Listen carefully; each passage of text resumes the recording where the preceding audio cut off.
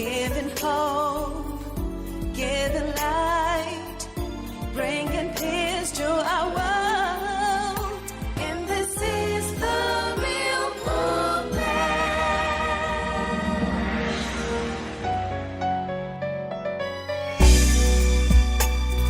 Today we're looking at what I just call courageous parenting. Courageous parenting. Proverbs chapter 22, verse 6.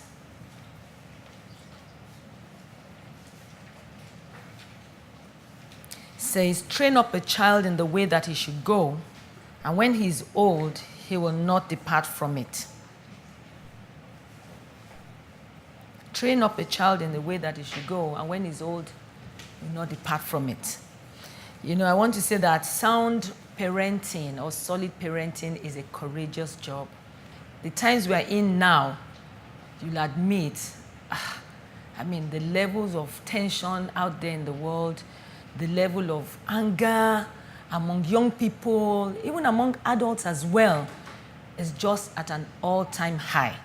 So it's important for us to look again at the issue of parenting, the issue of upbringing.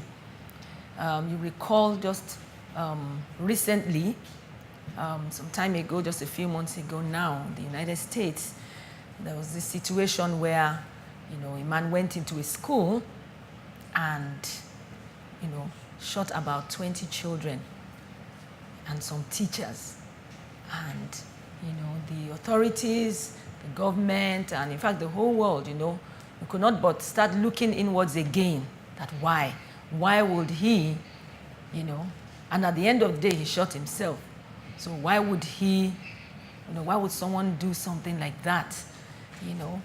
What has been going on in his life, Teenage suicide too has been at an all-time high. So it's important for us to consider the assignment of parenting, to look at it. When I say courageous parenting, I'm just trying to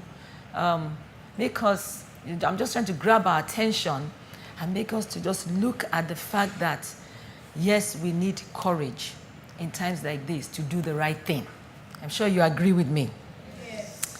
I'd like to say, first of all, as a parent or a parent-to-be or someone who is responsible for a child or children, around you, look at your life first. Let's look at our lives first. Look and see if you're teachable, if you are acquiring knowledge about parenting. Check yourself out to see if you have a know-it-all attitude. As in, you know everything already, there's nothing else to learn. So I'd like to say you start with yourself. We look inwards. You will look inwards. Because children will usually follow our example first. They will absorb what they observe in our lives. They will absorb that faster than what we say. And if what we say tallies with our actions, then great. We must read books. We must find out. We must get information. Rub minds with other parents, especially those who at least seem to be doing well, better with their kids, rub minds with other parents, rub minds with young people as well. Find out what is going on in their world, understand their language so that we'll be able to reach them. And it takes courage, doesn't it? Some people, they're afraid of teenagers. They're just afraid of them. Why? If you just have the posture, you endeavor to be their friend, they would also be friendly towards you and maybe let you into some things. Maybe not all, but they will have this idea that, this mama, she's safe, kind of a person. So we need to reach out in love. We need to have compassion on our children. Hello. Hi. We can claim that we love them because, of course, they're lovable. They're small, you know, they need food, they need help. We love them. I mean, this child came from my womb, or even if the child didn't come from your womb, you have the ability to love this child. But we must also have compassion, you know, having empathy for them, kind of just trying to put ourselves in their situation. It might be hard because we didn't live in their generation. If you're a parent of a particular child, you are not living in that child's generation. Hello? Except if you are 12 years old. And, you know, it's not funny because that is happening these days. 12, 13, lots of 15-year-olds, you know, for some reason or the other, rape, abuse, carelessness, you know, and all that, getting pregnant as a teenager. But really, they're not quite exactly, that's not the exact, you know, ideal situation. Usually a parent will be in another generation from the child, and the gap should be quite wide. At least about 20 years, we know that. So there's some things that you may not understand, or there's some things you might not be able to relate with. So we receive wisdom. We receive wisdom. We must ask for wisdom continually. We don't have all the answers, but we must pray. We must ask God for wisdom. In raising children these days, we've got to consider giving quality time. Let's make effort to set aside time. Time to talk, time to impart, time to ask questions, time to answer questions, you know, time to learn from your child or from your children, time for them to also learn from you. Someone might be surprised, time to learn from them. Are you not supposed to be the teacher? Are you not supposed to be the one that knows more than them? Sometimes they know more than us in the day and age that we are in, you know, in certain areas. It doesn't mean that what they know is the right knowledge, but there are some things they know that we don't know. So sometimes as a parent, you know, or as an adult responsible for children or for a child, you have to sometimes act as if, you know, you don't even know much. Maybe the word here is humility, or how would I say, you must be able to come down, you know, to their level. I read an article recently, and someone said he was having a training. He went to train third graders, children in elementary school, or you call it primary school, that are in year 3, the third year in school. And he gave them an exercise, trained the teachers, and said they should get on their knees and, you know, crawl on their knees, or should I say walk now, move through their classrooms, move through the rows in their classrooms on their knees. And then they realized that, oh, we've not seen things from these children's perspective. The issue is, it's not that he wanted to punish them, but when they got on their knees, their height reduced by about half. That was approximately the height of those children. They saw the classroom differently. So they realized that, obviously, they need to be conscious that these children see things differently from the way they see it. Have you ever tried going back to your elementary school, your primary school? You know, if you can try it, you'd be surprised how small the whole place looks now. Yet you remember then when you were in that school, it looked big. You know, it looked big. It looked, wow. Yeah. But now everything just, so it's all about perspective. Sometimes we need to be able to try and sit where they sit so that we can, you know, reach them at their level. And that calls for understanding, that calls for quality time. That calls for deliberately separating time for them. It can't just be something that we just imagine that, okay, they're growing, it will just happen, you know. Yes, they're growing because they're eating food, so they're growing. but they're also growing intellectually. They're absorbing things from the environment. And if we don't pay attention to give them quality time, yes, grow they will, but how are they growing? What kind of adults are they growing to become or getting to become? It's important that as a parent, be a parent and not just their friend. I'll still come to the part where I would mention be their friend, be their pal. But for now, I like to say there are times where you have to be conscious and you have to establish the fact that you are the parent, because children need moral and ethical guidelines. They need instructions. They need to be taught, they need to be told how to do certain things. They should not be left to sort things out for themselves. They shouldn't be left to just, find out certain things. As a parent, you have the responsibility to teach them. Nothing is too trivial to teach a child. Nothing is too trivial. Like how they are to brush their teeth. Nothing at all is too trivial. How to tie their shoelaces. Don't just assume that, they'll just know how at the end, because you're not conscious of when you were taught those things. Maybe you've forgotten, or maybe you just picked them. You just, found out that you survived somehow. So, be a parent. It calls for responsibility.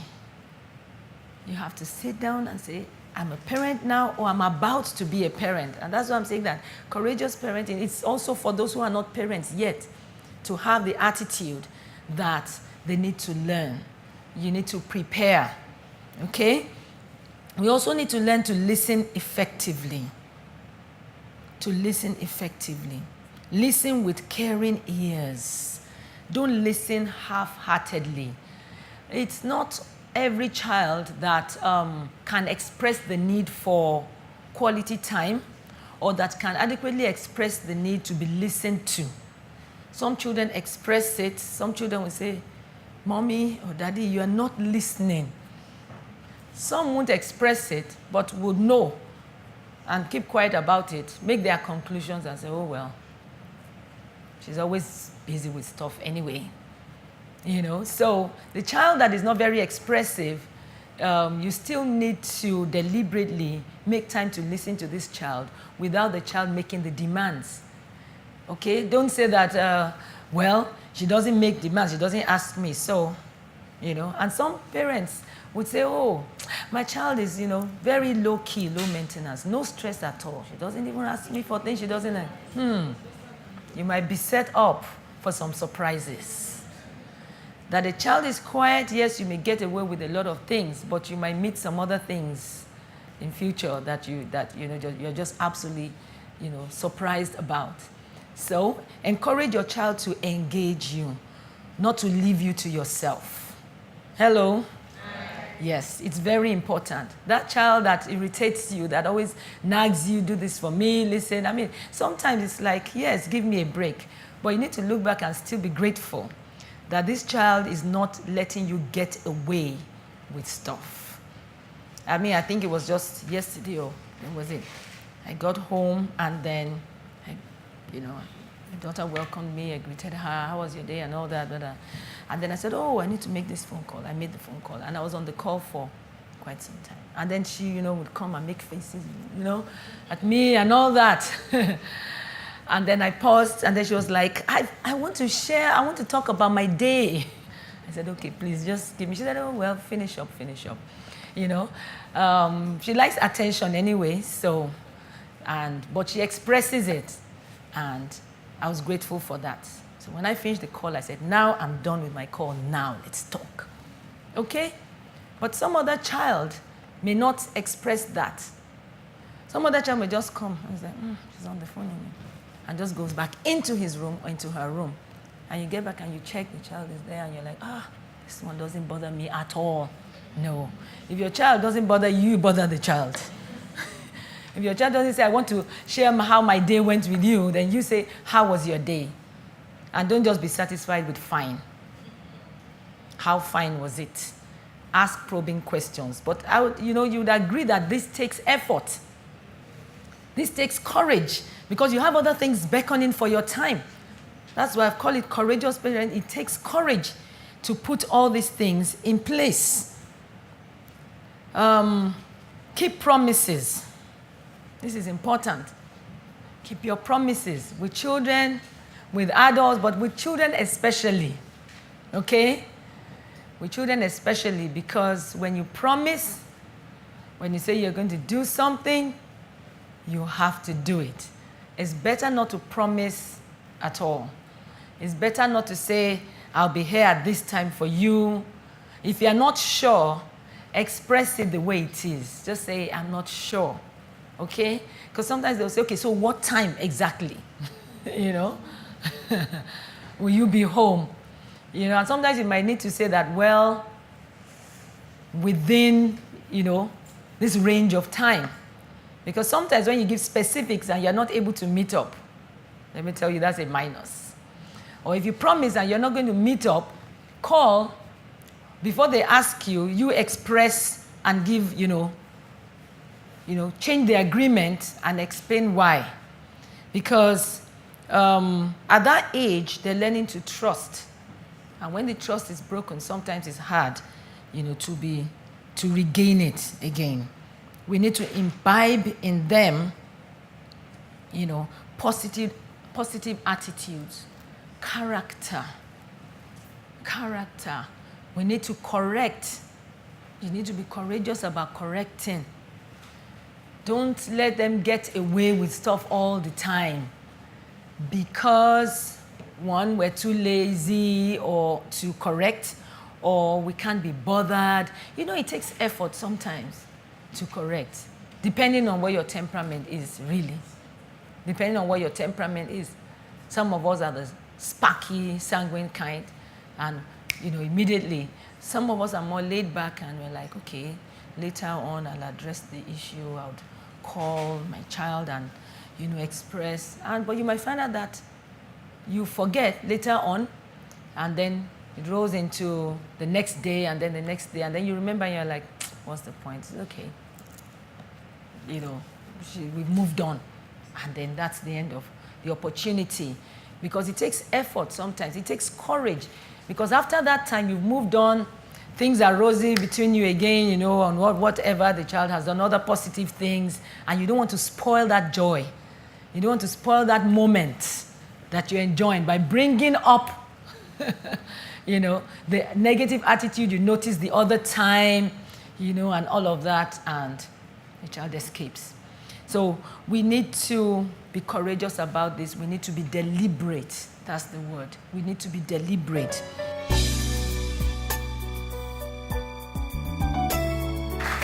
Yeah. Welcome back. Thank you for joining us again at this time. We're going to be looking at questions, trying to answer the questions that some viewers have written in. And so please sit back and enjoy this segment. Thank you. The first question, we'll go straight. And I'd like one or two of you to, just have a shot at it. What should a mother who missed the early stage of her child's life or who didn't pay much attention to important things in the child's life do? And now the child is in his or her early 20s. I mean, a mother who missed, the mother is saying, I missed out on the early stage after having heard all the messages and all that. And says that I missed out in paying attention to the early stages. What should the parent, what should she do? Well, I think it's never too late to start again. No matter how far you've gone on a road, you can always turn back. So start to pay attention to the child, start to have a relationship with the child. Try to be the child's friend, communicate with the child. I'm sure the child will first of all rebuff you because you'll wonder, where were you all the while when I needed you? But it's never too late to turn around. So the best thing to do is to get the lines of communication open. Yeah, thank you. Thank you. You want to add anything? No, I think she's already, yeah. Yeah, I think that's just it. Just start. There's no point looking back. and wallowing in regret. I would like to also add that you can also pray, do a lot of praying for the child as well. You know, praying about the relationship and just begin to do, because the child is now 20, in the 20s, then you need to even find out what matters most. Is the child a student in college, university? What kind of support can you now, you know, bring? Maybe you didn't go for the child's PTA meetings or whatever in school when he was in elementary school, primary school, but now maybe you may have to go all the way to his college to say, I just, you know, drop by. Is there anything I can help you with? You know, because the child is already now an adult. Yeah, may I add that nobody is too old for a mother's love. So even when you're 50, you're 60, you still need the mother's love. You're never too old for your mother's love. So you always need a mother's support at any time in your life. Thank you. That's so important. Yeah. Thank you. Thank you. Thank you. So that means this parenting thing, motherhood, we're going to do it for a long time. Because come to think about it, I still have my mom, and sometimes she still tries to dot over me, call every now and then, you know. Just want to check up on you. I'm fine, you know, so yeah, never too old for a mother's love. This question says, how do you make progress in attempting to teach a 6-year-old to take care of his personal items? Consistency. Consistency is very, very, very important for the early years. When children are growing up, you must be, you have to be consistent. You put your ground rules, set your boundaries, and say, look, you must do this, this, that. And it's always, it's effective when you go through the process with the child. Come into like an agreement. Talk with the child. Look, these are the things that you need to do. You know, so we list them out and let the child be involved in the process. You know, that way it registers in the child's mind. So the child takes responsibility. So he doesn't see you lording it over, but it's an agreement. And then you must be consistent. Because when the child, you know, at that age, they are checking to see your strengths. So whenever you lag behind, whenever you don't insist on certain things, on the ground rules, they take advantage of you. So consistency is very, very important to form a strong character at that age. Whatever you want a child to do, be consistent, you know, be involved. Let the child be a partner in the process, yes, of whatever you want to establish. And then may I add that the child should be made to face the consequences of his actions. Now, if a child consistently forgets his homework in school, at home, you know, or in school, a lot of parents, a lot of mothers, we, you know, go looking for the school homework book, we take it to the child. Why don't you allow the child to be punished for leaving his homework or leaving his personal details, you know? And if he suffers the consequences of his actions, he will be more careful the next time. Thank you. Thank you. So you see, this requires time and courage, right? Yes, it does. And from what they both said, it's like once it's established, it's established. But is that establishing it, that process? Don't stop halfway. Don't overlook, you know. So maybe you want your child to be well organized for school the next day. So you write up together what are the things you need to do in the evening, right? After you've done your homework, maybe pack your school bags ready for the next day. Think of what you have. Do you have something like sports the next day? If you have sports, bring out the things you need and put your sports bag, kit packed up ready so that in the morning you just... So when the child agrees to that process and you both form it, then the next thing is accountability, right? Yes. Thank you. Thank you.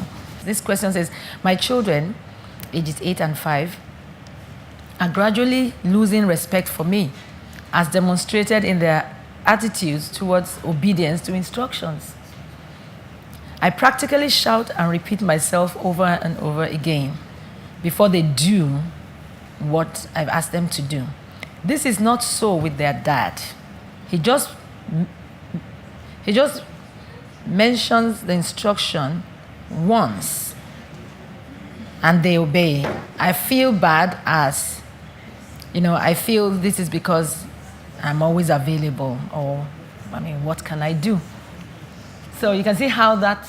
Yes, but may I add that most times because we're mothers, we're always with our kids. And, you know, the man's way of talking to his child or his children is really different. The children know when their father means business. They don't really know when the mothers do. You know, because sometimes we say, go to your room. Of course, we don't really mean it then. We're still going about. And so the child says, I'll wait until I know when she's serious. So when you shout, go to your room now, the child knows, okay, yes, she's serious. And then she goes. So it's the way we also portray ourselves. We have to show, we have to give instructions, ensure that they understand those instructions, and ensure that we, as she said, consistency. We say what we mean at the right, and we do what we're supposed to do. You see, the father doesn't have to shout because the children know he's serious. Once he says go to your room, they go to their room. But they know you're going to say it 4 times. So they wait until the 4th time when you're serious to go.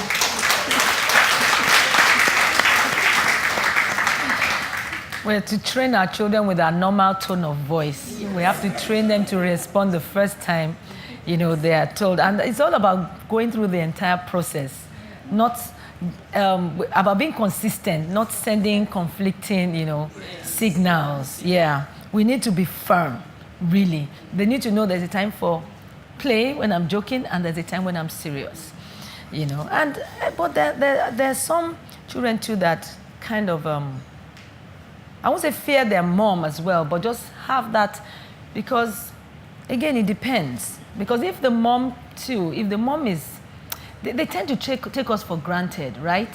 Yes. Yes, but again too, sometimes it dawns on them that I can't afford to lose her. I can't afford to not please her. Maybe it depends on the child, or it depends on what stage. The child and the temperament and the stage. Because children basically are selfish. They don't really think about you. Yeah, that's an interesting one.